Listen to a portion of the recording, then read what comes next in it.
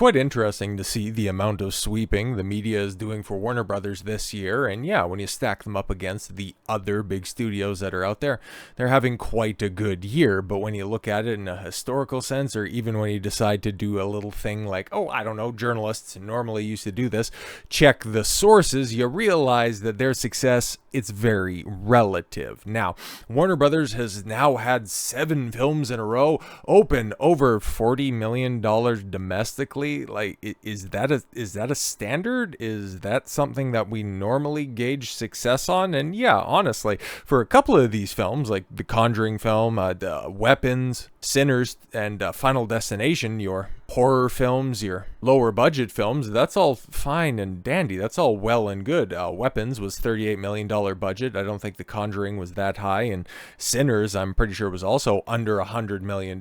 Same with Final Destination. So yeah, they come out and they make $40 million on their opening weekend. That still isn't break even by any means of imagination. But in the case of Sinners and Weapons, they had exceptionally, and Weapons is still experiencing exceptionally good holds at the cinema, mostly because of exceptionally light competition, but I can't hold that against them. But in the case of the other 3 films that are up there, like Minecraft was pretty expensive. Then again, it did go on to make $955 million because it was a big meme movie, and I can't wait for Minecraft 2 to come around and a number to drop off a cliff. But yeah, F1, I mean, it was also a costly movie that they had to sell some sponsorships for, so if you do some creative accounting, maybe it broke even, but I hear very good things about that movie, and yeah, it's gone on to be the highest grossing film of Brad Pitt's career, which is wild to think about. A guy who's been famous for longer than I've been alive. This is his most successful movie? All right, then, that's cool. And then, of course, the main culprit. Okay, the movie where the discussion around the film is more interesting than the film itself, because the moment you start to break down the plot to the characters or any of the world building, well, it all just completely and totally falls apart. But when you have outlet after outlet lapping Superman's ass, I mean, finding good faith talking points when it comes to Superman, oh, they're few and far between, because the $40 million, this nebulous $40 million opening weekend, okay? If you want to go ahead and you want to start tracking things like that, you take a look back in history and go, man, Warner Brothers is kind of on a run right here, okay? They've had very good opening weekends. When was the last time you had another studio like that perform this well for this long? And they said that it was the second one ever, but it's funny because earlier this year when it was, 2 or 3 films in a row, maybe even got up as high as 5. Oh yeah, opening weekend of blah, blah, blah. I forget the metric because it's always shifting. The goalposts for these conversations, especially with box office this year, are forever changing, but apparently Disney did it as well, okay? And what would that have been? 2018, I guess. 2017 into 2018, because Black Panther ended racism in, February of 2018, if I recall. But okay, I'm not entirely sure, it would have been Mortal Kombat 2, it would have been the next big Warner Brothers tentpole to come out, but they decided to kick that can down the road to May, even though that one I could pretty much guarantee would have been over $40 million. But we'll see if they break this new long-standing mythical record. I don't really know. I don't really care.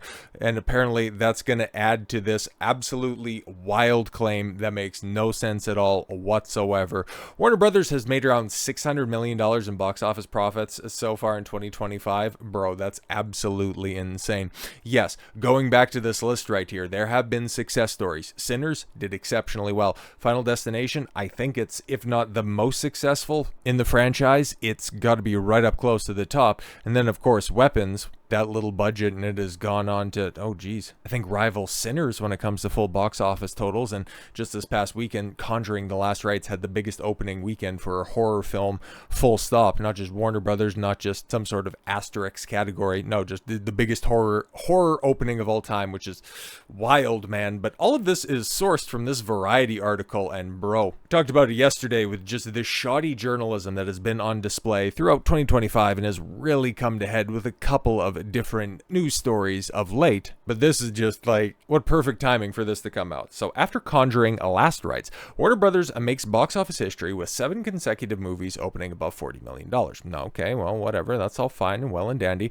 Yes, Last Rites scored a franchise best launch of $83 million domestically, $187 million globally over the weekend. Wow, that's something different for Warner Brothers, because even with Sinners and Superman and that, them having a better pull internationally as opposed to domestically, that's definitely a change of pace, but has extended an epic theatrical run for Warner Brothers as a 7th consecutive release to open above $40 million. Whatever, man. After a terrible theatrical stretch, so with duds like 2024's A Joker 2, oof, and March's, Mickey 17, bro, that was... Warner Brothers was on the ropes early this year, but yes, and Alto Nights, I didn't realize, that was the Robert De Niro 80-year-old mob movie. I was like, oh, Jesus Christ. He's 80. 82, I think he just turned, Christ almighty. But I need to make another gangster film because I need to get my rage about Trump out one more time.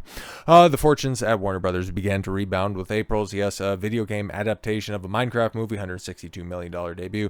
The studio's turnaround, continued with Ryan Coogler and Michael B. Jordan's, White Vampire's bad movie, Sinners, followed by a quartet of summer offerings, Final Destination Bloodlines, 51.6, Brad Pitt's, F1 movie, $57 million, and Superman's $125 million. Keep that number in mind. Put a pin in that for a moment, And then finally, Zach Kreger's Weapons ahead of Conjuring 4. What's even better than all of that is that the film has managed to stick around beyond the opening weekend of fate that several major franchises recently failed to achieve. Fantastic Four: First Steps, and Thunderbolts, and also Captain Black Falcon America Man. But I guess you don't really need to kick the mouse when he's totally down. Minecraft movie is the studio's biggest earner of the year with $957 million globally, followed by F1 with a $617 million. Superman with $613 million. There's another number to keep in mind. Sinners with $366, Final Destination with $307, and Weapons with $251 and climbing. But yes, let's analyze the numbers here for a second, because I ain't no expert. Variety is citing one, but you don't have to be a professional to realize that this guy, well, let's just say he can't count to 20 if he's wearing shoes. With Mickey 17 and Alto Nights kicking off the year, the studio had set back the studio. Those bombs had set back the studio $110 million in losses. Interesting, but the remaining lineup has delivered some enviable profit margins. Case in point, Sinners is expected to generate around $60 million in theatrical profits. All right, let's take a look at this. So $366 million at the box office. We got, a $90 million production budget. Now, even just doing some easy money math on that one, you would normally throw in half for marketing budget, which kind of rings true with the rest of the alleged numbers, especially coming out of Warner Brothers this year. So even if you wanted to throw that up to 135, double dip on that one, that would put you somewhere in on and around $100 million, 94, $100 million. I'm not entirely sure of the of the marketing budget on that one. So they want to say Sinners is expected to generate around $60 million in theatrical profits. I don't know, man. That's just my rough math on that one. That's normally what I run with and what everybody else does. So, okay, I get that's different. But then Superman, around $125 million. That's where I've got to press pause on this one, because you just take a look at the numbers. $614 million worldwide. What they'll cop to is $225 million production budget, and I can't call specifically what they claim for the marketing budget, but it was either 125 or 150, but we'll go on the low end of that and say 125. So that's 4 bills right there, and I don't know where you get the 125 from. If we take the most conservative numbers, they're still in the red by a few $1 million. But $125 million. What was the opening weekend on that one again? All right, $125 million. Are you just messing shit up? Because you're talking about opening weekends to begin this, and then you're starting to talk about profits, and then you're citing that Superman made the same amount in profit as their opening weekend was. What are we doing? And then Final Destination Bloodlines, approximately $75 million. You got a $307 million box office haul on a $50 million budget. Like, that's none of this math is mathing at all. And saying Weapons is 65 million, like it's all bullshit. It is all bullshit. But where are they getting these numbers? Okay, so thanks to a dramatic turnaround, Warner Brothers Motion Picture Group co-chiefs and Michael DeLuca and Pam Abdi are fully off the hot seat. That wasn't the case a few months ago, given the studio's late 2024, early 2025 run at the box office disasters right before DeLuca and Abdi had to grapple with a steady stream of headlines about whether or not they would keep their jobs. Just keep this conversation in mind next year when Supergirl flops spectacularly. I don't know, maybe Clayface will do something good, and then I think, God, do we have the first part of Hunt for Gollum? I don't want that. I do not want that at all. But yes, Warner Brothers declined to comment. Studio Insider disputed those figures without providing specific numbers because, yeah, we could just do that by ourselves. And already it's like, okay, you're overselling a couple of films and you're drastically underselling the other ones. So even if you're subsidizing other films with the profit of other ones, it really doesn't make sense, man. I don't know where you're pulling the $600 million. The source added that Warner Brothers has made roughly $600 million in combined year-to-date theatrical profits before counting the latest Conjuring. But yeah, this is all coming from somebody, or rather, according to knowledgeable individuals.